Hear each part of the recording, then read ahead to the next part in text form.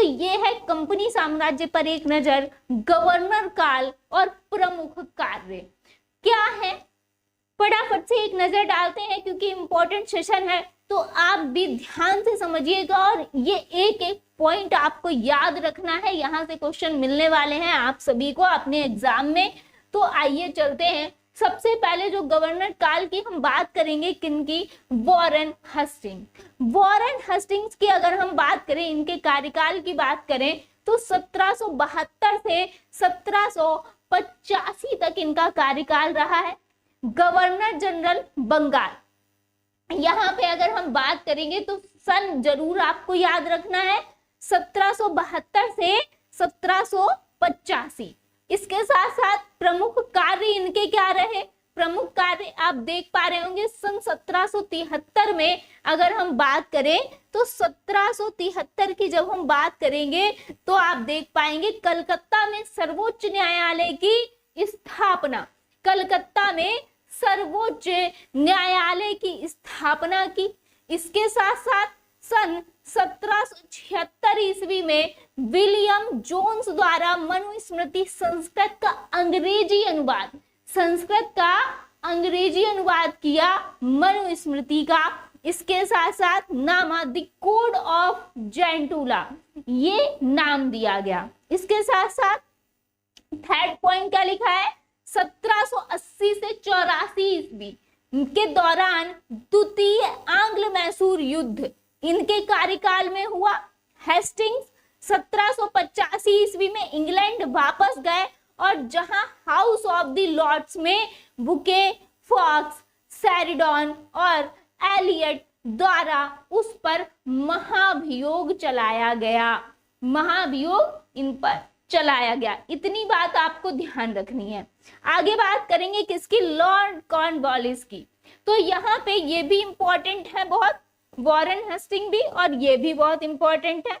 अगर हम Lord Cornwallis की बात करें तो देखेंगे आप 1793 ईस्वी की, यहाँ पर इन्होंने स्थायी बंदोबस्त पद्धति को लागू किया। बहुत इंपॉर्टेंट, ध्यान रखिएगा।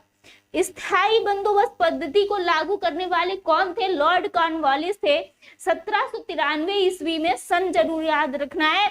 इसके साथ साथ कॉर्नवालिस को भारतीय सिविल सेवा का जनक कहा जाता है। बहुत इंपॉर्टेंट, ये भी आपका पॉइंट, इसको भी ध्यान रखना है।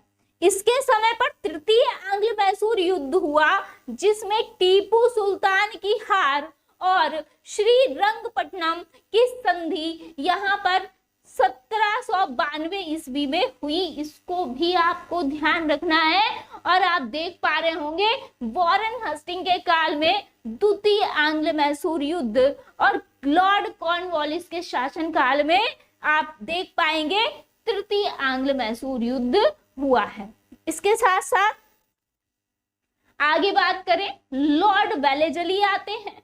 लॉर्ड वेलेजली कार्यकाल 1798 से 1805। इसके साथ साथ इनके जो प्रमुख कार्य रहे हैं उनको भी देख लेते हैं कि यह कंपनी को सर्वोच्च सत्ता बनाना चाहता था।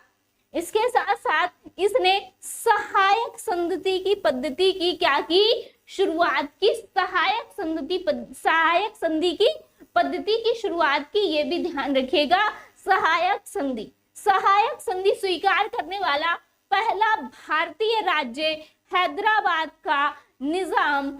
अन्य राज्य जो है यहाँ पे हैदराबाद का निजाम 1798 ईस्वी, अन्य राज्य जो रहे 1799 मैसूर, तंजौर, अवध 1801, पेशवा 1802 ईस्वी, भोसले 1803 और सिंधिया 1804 ईस्वी।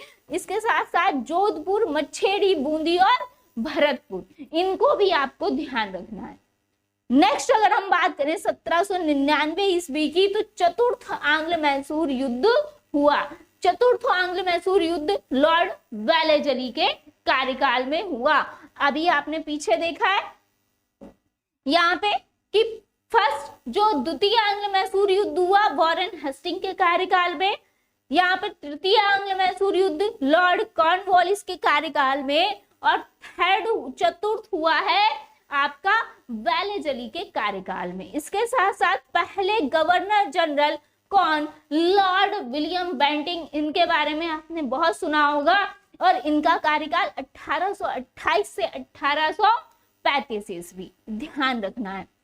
इनके कार्य क्या थे? 1829 में 1829 ईस्वी में सती प्रथा को कानून बनाकर इन्होंने समाप्त किया। इसके साथ साथ शिशु बालिका की हत्या पर प्रतिबंध लगाया। तो यानी इन्होंने जो शिशु बालिका की हत्या थी उस पर प्रतिबंध लगाया और इसके साथ साथ जो सती प्रथा थी उसको भी कानून बनाकर क्या किया? समाप्त किया। 1835 की अगर हम बात करेंगे, मुगल सम्राट का नाम सिक्कों पर से हटा दिया गया इनके कार्यकाल में। देन 1835 में ही उर्दू अदालतों की क्या भाषा बन गई? कौन सी भाषा? उर्दू भाषा। जो उर्दू थी वो कहाँ की भाषा? अदालतों की भाषा बन गई इनके कार्यकाल में, ये भी ध्यान रखना है। आगे आते हैं कौन? Sir Charles Metcalfe. Sir Charles Metcalfe कार्यकाल 1835 से 1836 ईस्वी और प्रेस कानूनों को समाप्त करने के कारण, जो प्रेस कानून थे इनको इन्होंने ही समाप्त किया था, सर चार्ल्स मेटकॉफ, और इसीलिए इन्हें भारतीय प्रेस का मुक्तिदाता कहा जाता है।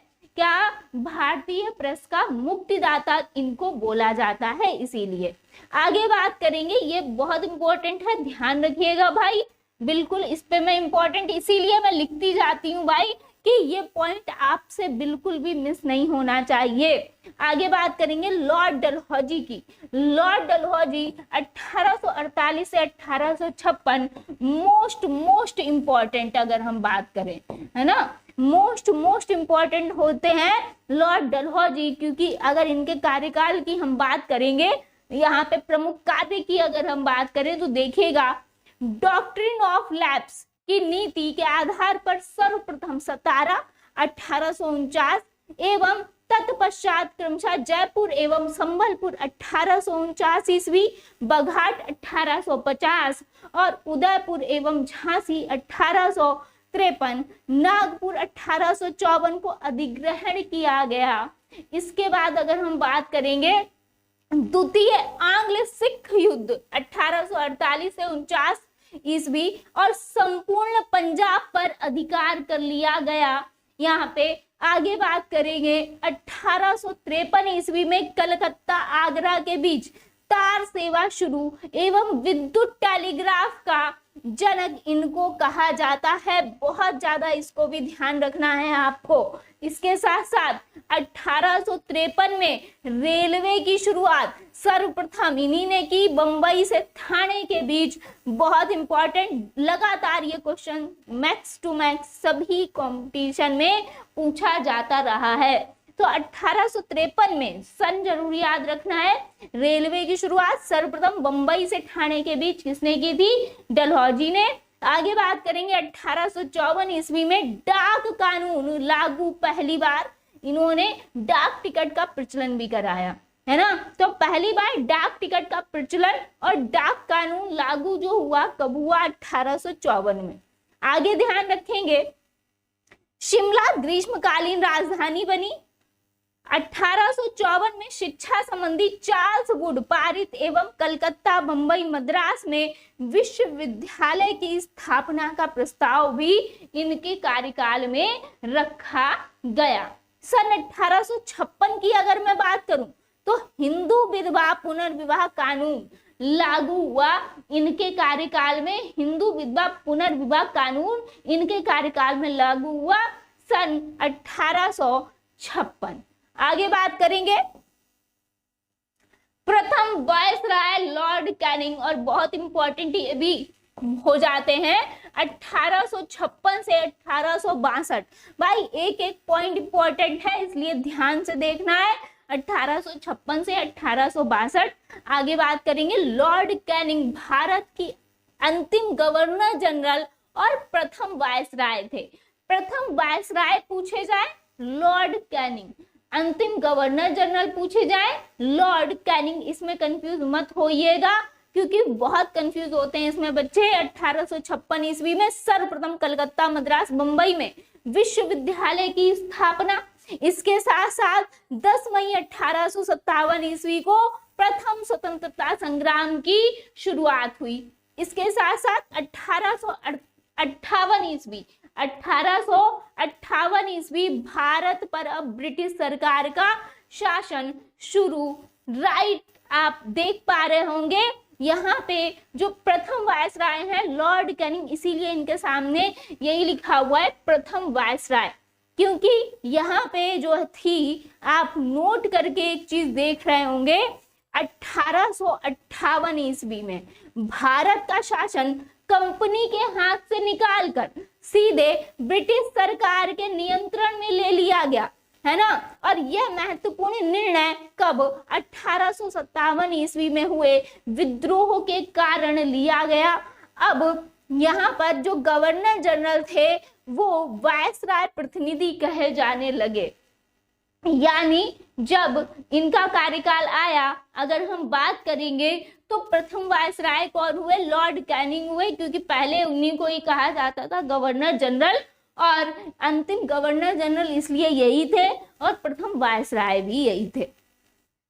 आगे बात करेंगे लॉर्ड लिटन। लॉर्ड लिटन का कार्यकाल 1876 से 1880 ईस्वी, 1876 से 1880 ईस्वी। तो 1876 से 1878 में बंबई एवं मद्रास प्रेसिडेंसी में भीषण अकाल।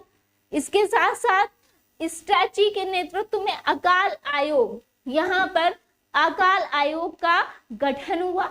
इसके साथ साथ 1877 ईस्वी में महारानी विक्टोरिया को भारत की साम्राज्ञी की उपाधि यानी केसर हिंद देने के लिए प्रथम दिल्ली दरबार जो था इसका आयोजन किया गया। किसके कार्यकाल में, लॉर्ड लिटन के।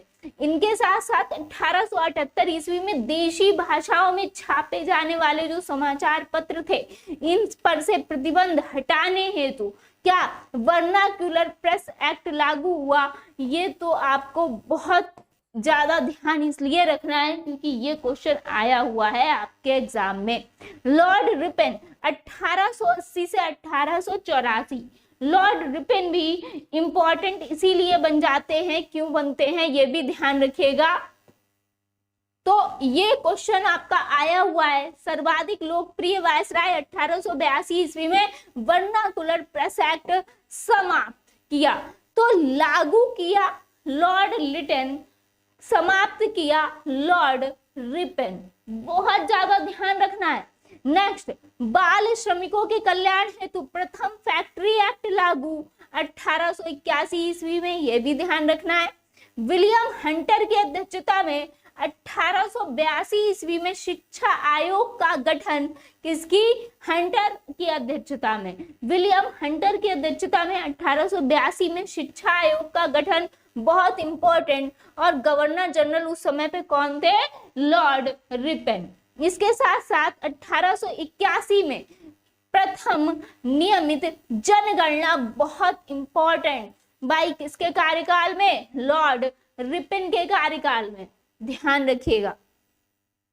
आगे अगर हम बात करें तो लॉर्ड डफरिन 1884 से 1888 ईस्वी, 1884 से 1888 ईस्वी। अगर हम बात करेंगे 1885 में बंबई में भारतीय राष्ट्रीय कांग्रेस की स्थापना हुई।